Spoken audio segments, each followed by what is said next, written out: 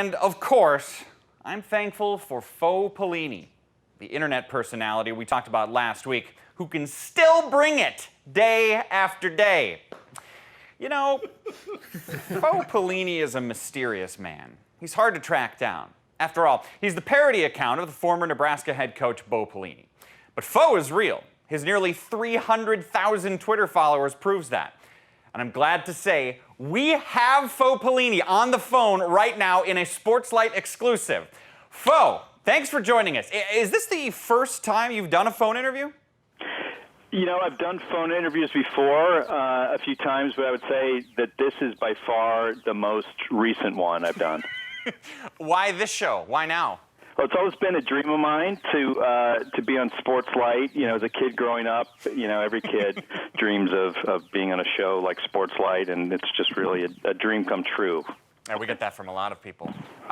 You know, last week's show, we devoted time to the $5 Broken Bits of Chair trophy being lost. Recently, officials from the University of Minnesota and the University of Nebraska have, quote, no plans to endorse the Rivalry Trophy and are ignoring that it ever even existed. How does that make you feel? You know, I don't know how to feel about that exactly. I think it's weird anytime you feel bad about something that never existed. You're kind of told that something's not real. It's sort of like how I felt when Han Solo died. I'm sorry to spoil that for people, but they haven't seen the movie. But, you know Han Solo's not real, but he's been part of your life, and you feel like you knew him, and you feel like he was real. I feel like the trophy existed, but at the same time, you know, I have some hope that especially the University of Minnesota will come to their senses and get excited about this again. Well, this has, in a way, been a rough few years for you. You're no longer the head coach at Nebraska. Do you miss that? Is it hard not being there anymore? Well, you know, anytime a parody Twitter account gets fired from a job, it's hard on everybody, so I'm trying to get used to that like everybody else.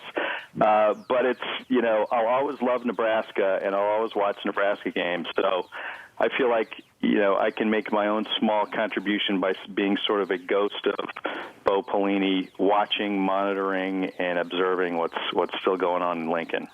This year, you rather famously adopted a bison, correct? I did that. And that was because of your rival Iowa losing to North Dakota State Bison, right? That's exactly right. I think anybody who beats Iowa, makes Iowa sad, makes Iowa fans sad, makes their football team sad, should be rewarded and celebrated. So what I did was, I thought I was adopting a bison, and I spent $20 of my hard-earned money to adopt a bison. And it turned out that really I adopted a picture of a bison that they sent to my house, and I put it on the wall, and it's you know, it's in my house on my wall.